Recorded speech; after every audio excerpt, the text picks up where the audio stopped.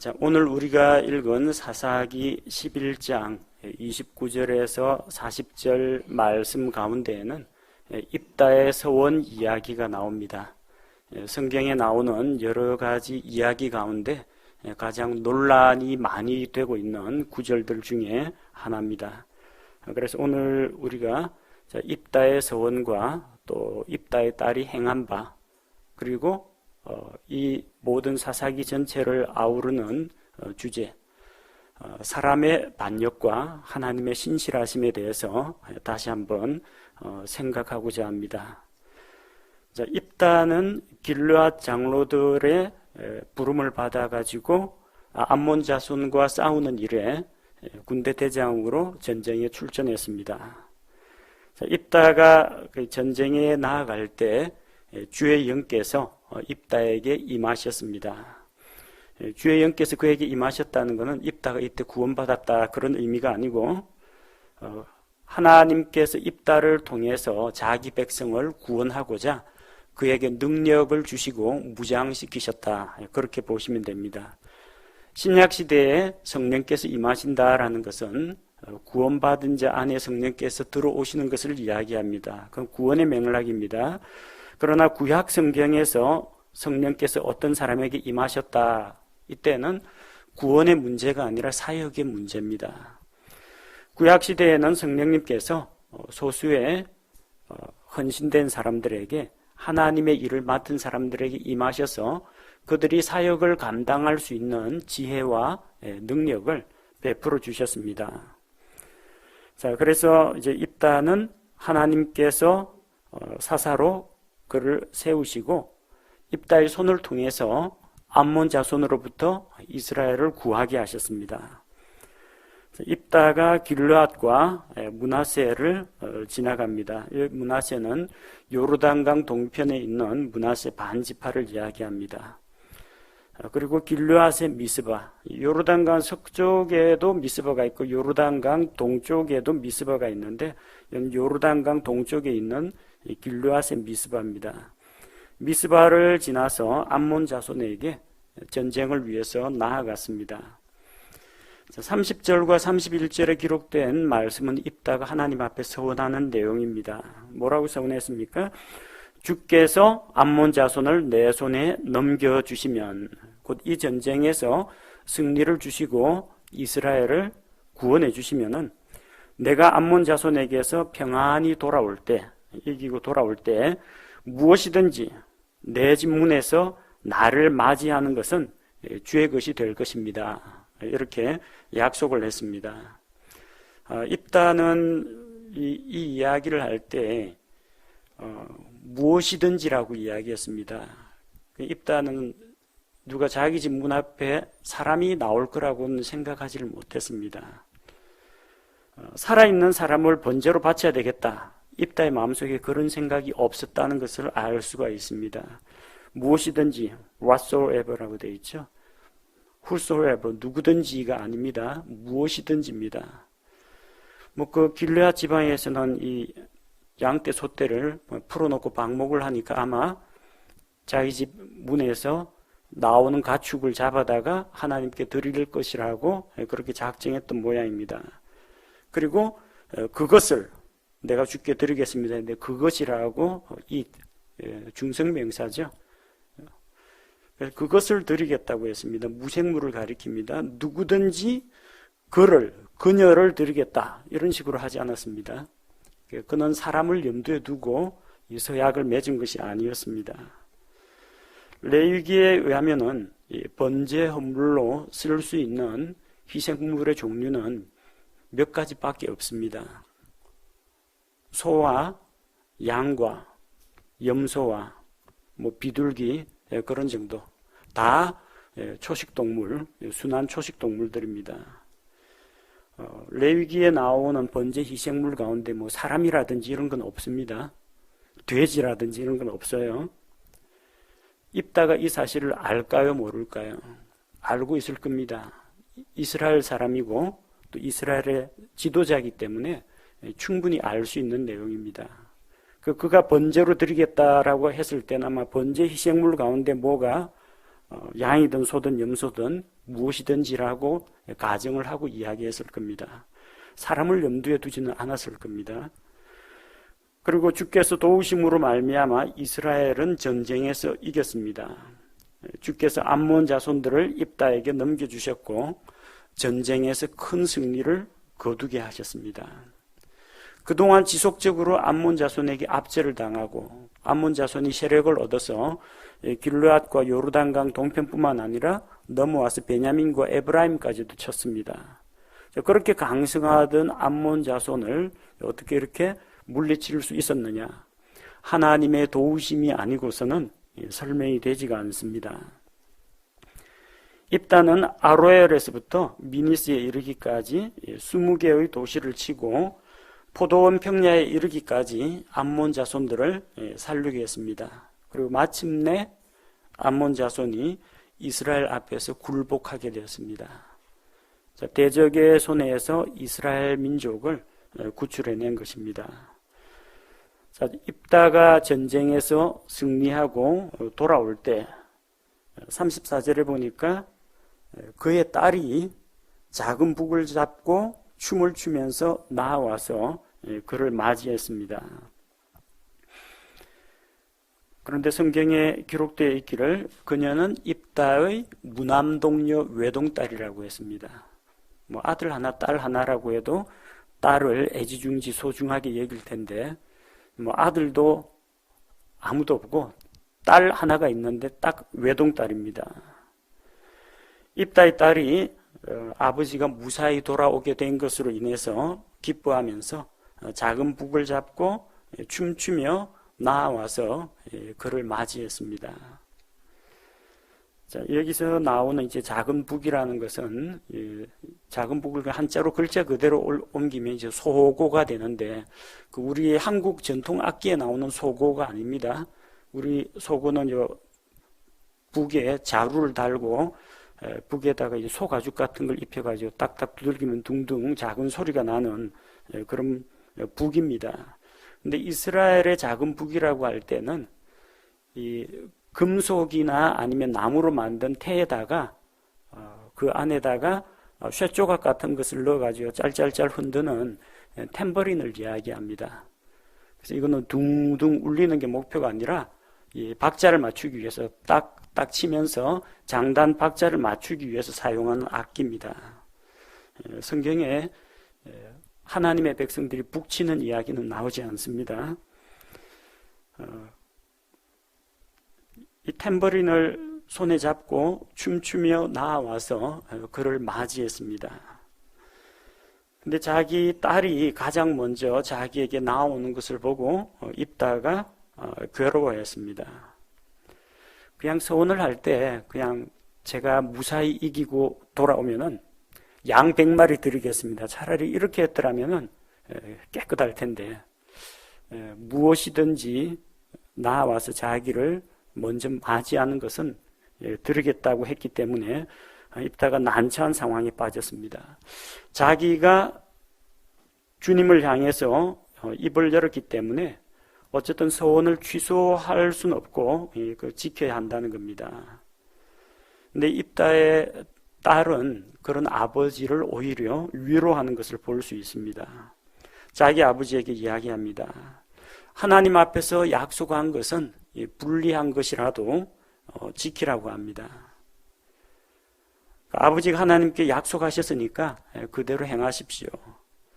왜냐하면 하나님께서 아버지를 위해서 암몬 자손에게 원수를 갚아주시고 전쟁에서 승리하게 하시고 이스라엘을 구출하셨기 때문에 하나님 앞에서 약속을 지키는 것이 옳다고 이야기합니다. 단 입다의 딸이 아버지에게 유예 기간을 좀 달라고 합니다. 서원을 집행하기는 하되 2달만 말미를 달라고 합니다. 2달 동안 자기를 홀로 있게 해주면 어디 도망가거나 하지 않을 테니까 동무들과 산에 올라갔다가 내려와서 자기의 처녀 생활로 인해 애곡하겠다고 합니다. 자, 여기 킹 제임스 성경에 보니까 나의 처녀 생활로 인하여 my virginity, 나의 처녀로 인하여 그 처녀가 되었다는 이야기 아닙니다. 원래부터 처녀입니다. 원래부터 처녀인데 그 처녀로 계속해서 살아가는 것을 이야기합니다.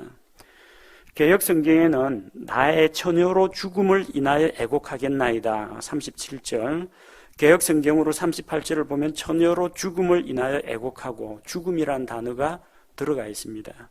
37, 38, 39절에 개역 성경에는 죽음이 3번 들어가 있습니다. 그런데 킹 제임스 성경에는 어디에도 죽음이라는 단어가 없습니다. 나의 처녀 생활로 인하여 애곡한다, 내가 죽는 것으로 인하여 애곡한다라는 표현은 없습니다.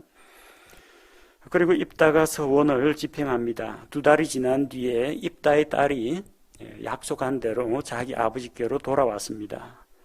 그리고 입다는 서원대로 행하였고, 서원을 집행한 결과 어떻게 됐습니까? 39절, 서원하는 대로 그녀에게 행하니 그녀가 피를 흘리며 쓰러져 죽었더라. 그녀가 불에 타서 재가 되었더라. 그녀가 번제 희생물로 죽었더라. 이런 이야기는 없습니다. 뭐라고 되어 있어요? 서원한 대로 그녀에게 행하였더니 그녀가 남자를 알지 아니하니라. 이렇게 나와 있습니다. 개역성경에는 남자를 알지 못하고 죽으니라 라고 되어 있는데, 가톨릭 계열 성경은 다 이렇게 죽으니라는 단어가 들어가 있습니다. 킹 제임스 성경에는 어디에도 죽다라는 단어가 없습니다. 왜 없겠어요? 히브리 원문에 죽다라는 단어가 없기 때문입니다. 처녀로 죽었다라는 것은 이 성경을 번역하는 사람들이 자기의 추론을 가지고 문맥을 자기가 이해한 바대로 그 문맥을 의역해서 해석한 것입니다. 40절에 보니까 이것이 이스라엘 안에서 풍습이 되어서 시집도 못 가보고 처녀로 살아야 하는 그것을 입다의 딸이 애국을 했는데, 그게 풍습이 되어가지고 이스라엘의 딸들이 입다의 딸을 위해 1년에 나흘씩 애곡했다고 합니다. 애곡했다는 게 뭡니까? 해마다 입다의 딸을 기억하면서 추모제를 열었다는 겁니까? 아니면 해마다 입다의 딸을 위해서 제사를 지냈다는 겁니까? 성경에 하나님의 백성이 주기적으로 해마다 누군가 죽은 이를 추모하는 일은 없습니다. 그가 구원받고 죽었으면 낙원 들어갔을 것이고, 구원 못 받고 죽었으면 지옥 들어갔을 겁니다. 여기서 어떻게 해줄 방법이 아무것도 없어요. 이거는 입다의 딸에 대한 제사도 아니고, 또 입다의 딸에 대한 어떤 추도식, 추모 의식도 아닙니다. 다만 시집도 못 가보고 결혼도 못 해보고 처녀로 지낸 그녀에 대한 그런 안타까움에 대한 그런 표시로서 이스라엘의 딸들이 애곡했다는 이야기입니다. 자, 이 입다의 딸이 이제 어떻게 죽었는지에 대해서는 논란이 있는 주제입니다. 그래서 저는 2가지 입장을 다 말씀드리도록 하겠습니다. 여러분이 들어보시고 어느 쪽 의견이 더 타당하다고 생각하는지 여러분이 이해한 대로 받아들이시면 됩니다. 첫 번째 안을 이야기했는데 이게 맞고 저게 틀렸다, 그거 가지고 또 싸우는 사람들이 있습니다. 또 자기 해석하고 다른 식으로 믿는다고 해서 또 정죄하는 목회자들 중에 그런 사람 많습니다. 비판의식과 지식만 가득 차가지고 자기 해석을 따르지 않으면 마치 같은 믿음, 같은 침례, 같은 신앙하더니 이런 구절 하나 가지고 2단이니 3단이니 이러는 사람들이 있습니다. 우리는 그렇게 성경을 가지고 논쟁거리로 만들어가지고 싸울 필요가 없습니다. 자기가 하나님 앞에서 성령님의 조명을 따라서 깨닫고 이해한 바대로 받아들이면 됩니다. 그 이해가 저하고 다를 수도 있습니다. 물론 이제 구원관이나 천국이나 예수 그리스도의 대속이나 이런 거에 대한 것은 우리가 같은 믿음을 가져야 되겠지만, 입다의 딸이 어떻게 죽었는지에 대한 이거 가지고 그 의견 다르다고 해서 네가 맞다, 네가 틀렸다, 그렇게 하는 것은 올바른 태도가 아닙니다. 첫 번째 입장은 입다의 딸이 글자 그대로 번제로 불태워졌다라고 보는 견해입니다. 그를 지지하는 그런 입장은 31절에 보면은 내가 그것을 번제 헌물로 드리겠나이다. 번제라고 되어 있습니다. 번제가 뭡니까? 태울 번자입니다. 불에 태워서 드리는 헌물입니다. 그래서 입다가 서원을 이행했다면은 불에 태워서 드렸을 것이다. 31절이 그 근거가 됩니다. 하나님께서 번제를 받으시는가? 창세기 22장에 보면 하나님께서 아브라함을 시험하려고 내 아들 이삭을 번제로 바치라 그렇게 말씀하신 적이 있습니다. 그걸 가지고 번제로 드렸을 것이다 그렇게 주장하기도 합니다. 그리고 도저히 우리 머리로는 잘 이해는 안 되지만 사사시대는 뭔 일이 이상한 일들 다 일어나죠. 동성애도 하고 레위인이 첩을 두기도 하고 온갖 해괴한 일들이 다 일어나는 게 사사시대인데 사람을 불에 태워 죽이는 이런 일이라고 없겠느냐. 사사시대니까 가능할 것이다. 이런 입장 역시 입다의 딸이 번제로 드려졌다. 그런 주장을 하는 사람들의 논리입니다. 자, 그리고 35절, 38절을 보면 입다가 자기가 서원을 경솔히 한 것에 대해서 스스로 이제 후회를 합니다. 슬프다 내 딸이여, 너는 나를 참담하게 하는도다.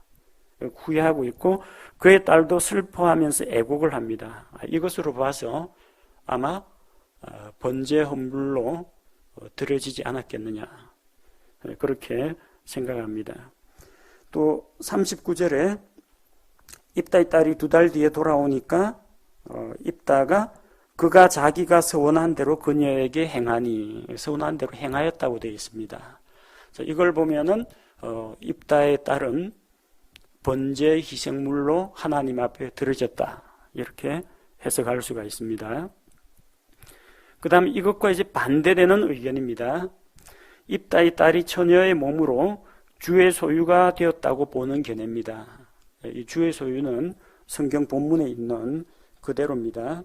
31절에 보면은 내 집 문에서 나와 나를 맞이하는 것은 확실히 주의 것이 되리니, 앞쪽은 주의 것이 되리니고 뒤쪽은 내가 그것을 번제로 드리겠습니다 하거든요.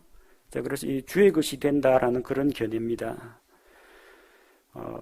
첫 번째 우리가 생각할 수 있는 바는 31절에 입다는 사람을 희생물로 바치겠다고 작정한 바가 없다라는 겁니다.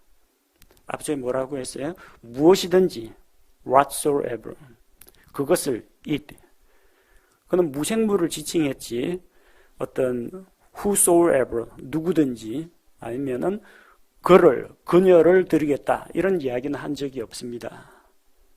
그리고 번제 희생물로 소와 양과 염소와 비둘기는 사용이 되지만 사람은 사용할 수 없다는 것을 잘 알고 있습니다. 그래서 입다는 사람을 드리겠다라는 의도로 말한 게 아니라는 겁니다. 두 번째, 입다는 자기를 맞이하는 그것은 주의 소유가 되겠다고 했습니다. 그것이 이제 주의 소유가 된다고 했습니다. 주의 소유가 되어서 소유가 된 채로 주님의 것이 되어서 주께 헌신을 했거나 아니면 주의 소유가 되어가지고 첫 번째 안처럼 번제 헌물로 드려졌거나 둘 중에 하나일 겁니다.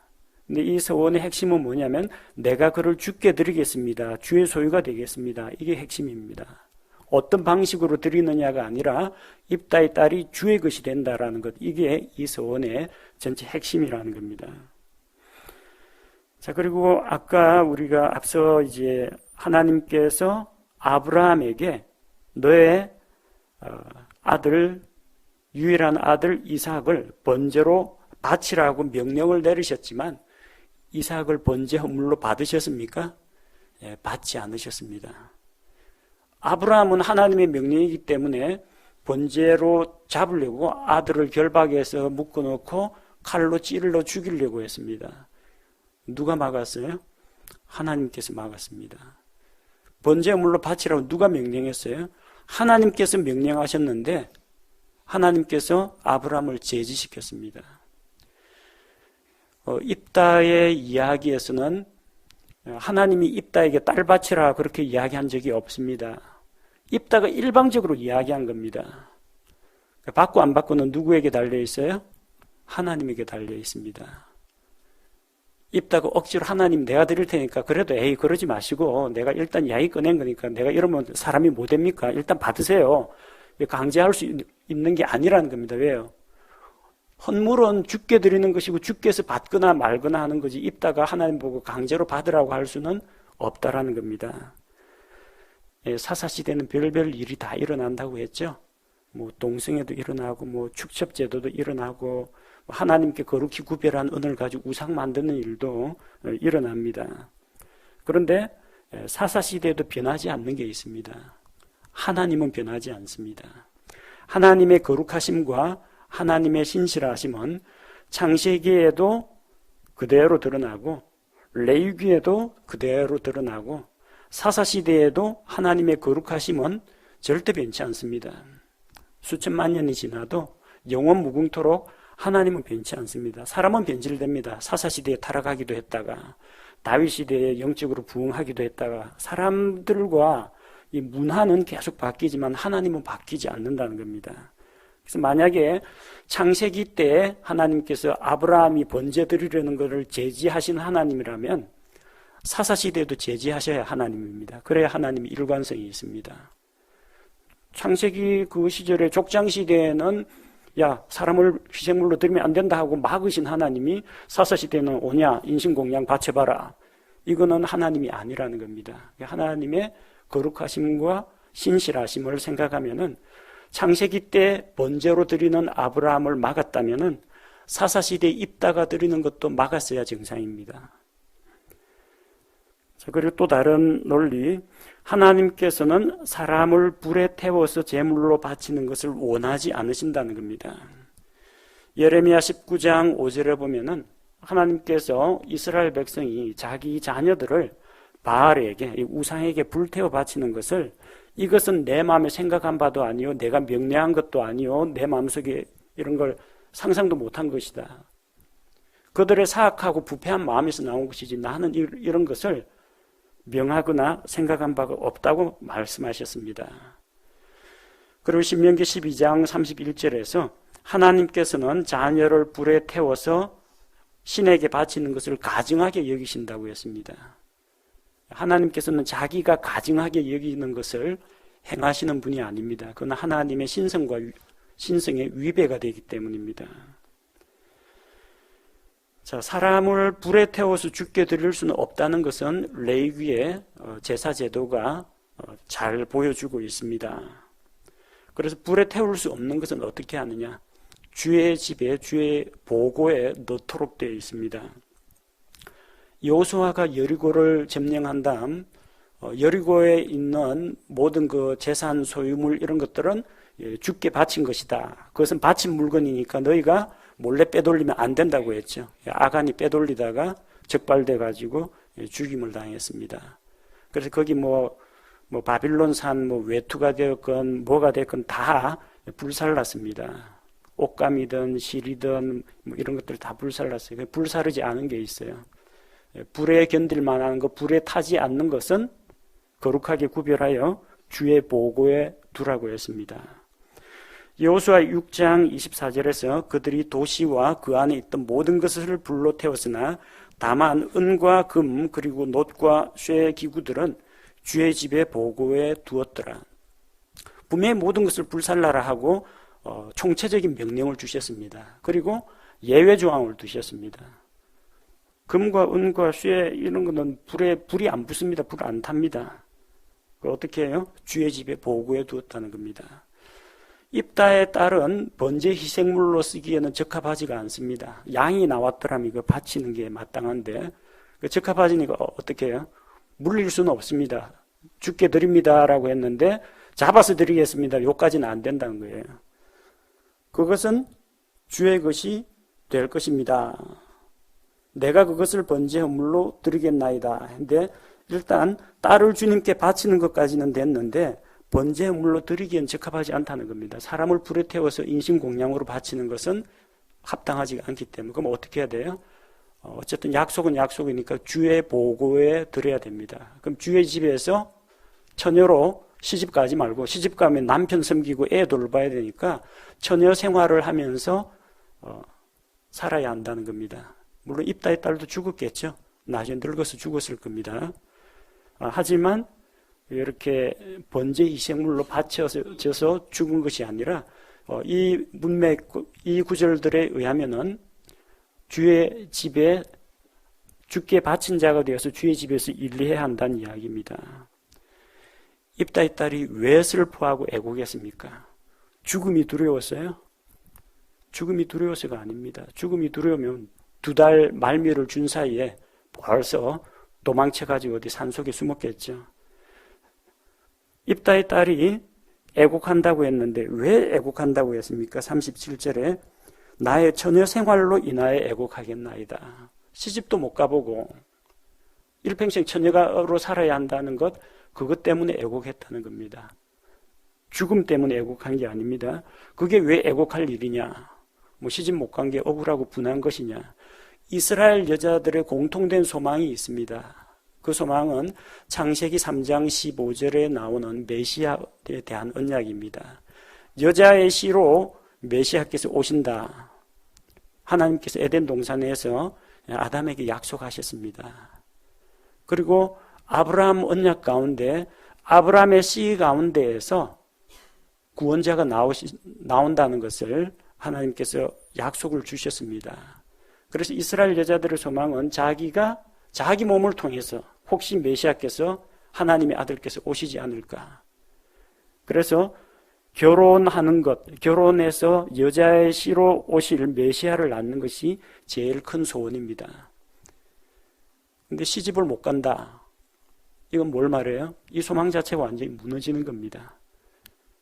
시집을 가도 메시아를 낳을지 안 낳을지는 모르는데 아예 시집조차도 가보지 못하는 그런 경우에는 이 소망을 이룰 수가 없다는 겁니다. 우리나라에서도 이제 아들을 낳지 못하면은 옛날 우리 조상들은 며느리를 좀 구박하고 그런 게 있습니다. 뭐 요즘은 딸도 좋다, 딸이 더 좋다 그러는데, 근데 이스라엘 여자들 가운데 시집 못 가는 것도 부끄러운 일 중에 하나고, 그 아들을 낳지 못하는 것, 그것도 큰 수치거리로 여겼습니다. 여자의 씨로 오실 이 메시아를 낳으려면 이 아들을 낳아야 되는데 뭐 아들이고 딸이고 아예 낳지를 못한다. 딸만 계속 낳는다. 이 이스라엘 여자들에게서는 이게 또 부끄러운 일 중에 하나였습니다. 사라가 왜 그렇게 아들 그렇게 갈망했는지. 사무엘의 어머니 한나가 뭐 자식 못 낳고 남편 사랑받으면서 살 수도 있는데 왜 그렇게 눈물로 하나님 앞에서 아들을 주십시오 하고 기도했는지 그 이스라엘 여자들 입장에서는 그게 이해가 됩니다. 시집 못 가는 게 수치거리고 시집은 갔는데 자식을 못 낳는 게 큰 수치거리였기 때문입니다. 입다의 딸도 애곡하고 그렇게 슬퍼했던 것이 뭐 메시아를 낳기는커녕 시집도 못 가보고 처녀 생활을 해야 된다는 것, 그것이 괴로웠던 것입니다. 또 39절에 입다가 서원을 집행한 결과 그녀가 희생물이 되어서 죽었다라고 이야기하지 않고 서운한 대로 행하였더니 그녀가 남자를 알지 아니하였더라. 계속 처녀로 있었다는 이야기입니다. 이걸 볼 때에는 입다의 딸이 번제 희생물이 되었다라기보다는 처녀의 몸으로 주님을 섬기는 주의 소유가 되었다. 또 이런 견해가 또 설득력을 얻습니다. 우리는 쉽게 그냥 뭐 번제, 뭐 불태워 죽이는 이걸로 생각하는데요. 그게 여러분 번제가 쉬운 게 아닙니다. 번제 하려면요, 입다가 자기 딸을 빨가벗겨 가지고 결박해 가지고 제단에 올리고 칼 가지고 목을 따야 됩니다. 일단 죽여야 됩니다. 그 다음에 칼 가지고 이게 배를 쫙 꺼 가지고 안에 있는 내장을 다 뽑아내 가지고 따로따로 떼놔야 됩니다. 그 다음에는 이제 그 살을 잘게 잘라가 각을 떠야 됩니다. 한꺼번에 불태우는 거 화형시키는 거 아닙니다.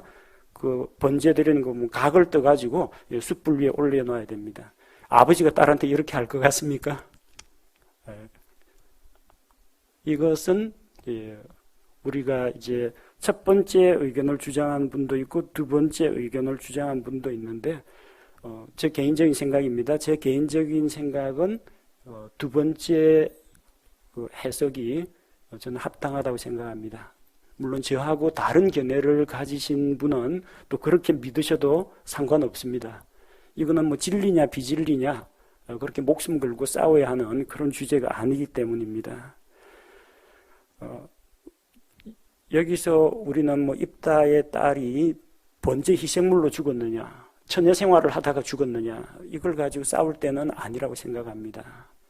다만 우리는 생각할 것이 사사기 전체에서 나타나는 하나님의 거룩하심과 변함없는 신실하심을 생각해야 되고, 반면에 사람의 반역과 타락, 습관적인 죄, 이런 문제를 우리가 살펴봐야 한다고 생각합니다. 우리가 입다의 이 서원 사건에서 생각해야 될 점은 그 딸이 어떻게 죽었느냐, 그게 핵심이 아니라요. 첫 번째는 하나님 앞에서 성급하게 말을 내뱉지 말라는 겁니다. 전도서 5장 2절 말씀처럼 하나님께서는 하늘에 계시고 우린 땅에 있습니다. 지극히 높으신 왕자에 계신 분께 내가 막 감정에 휩싸여 가지고 일방적으로 말을 꺼내다가는, 아무 생각 없이 말을 꺼내다가는 나중에 실수를 하고 후회할 수도 있다는 겁니다. 그래서 하나님 앞에서는 함부로 말하지 않도록 조심해야 합니다.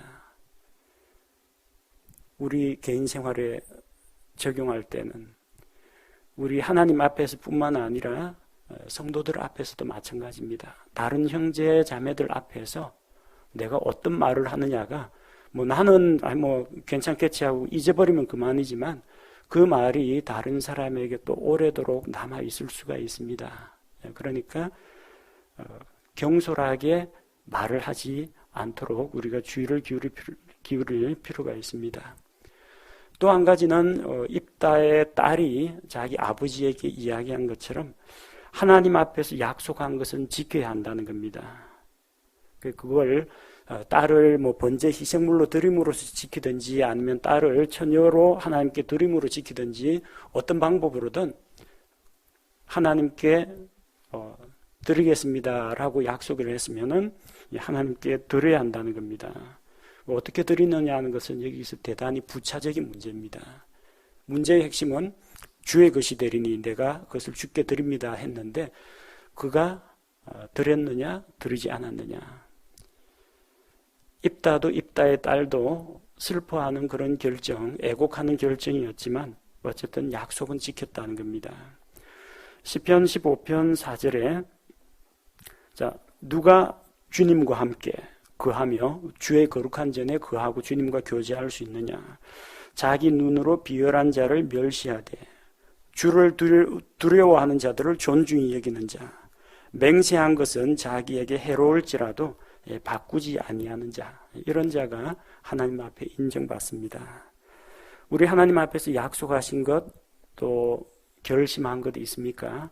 만약 우리가 입으로 그걸 꺼냈다면 하나님, 이 좋은 계획, 올바른 결심 제가 실천하고 지속할 수 있도록, 약속을 지킬 수 있도록 힘을 주시고 능력을 주시고 그럴 환경을 달라고 우리가 기도로 하나님을 의지해야 합니다. 입다와 입다의 딸 사이에 일어났던 이런 성경 기록 이야기가 또 오늘을 살아가는 우리에게 또 여러 가지 면에서 질책과 또 경고를 주기를 원합니다.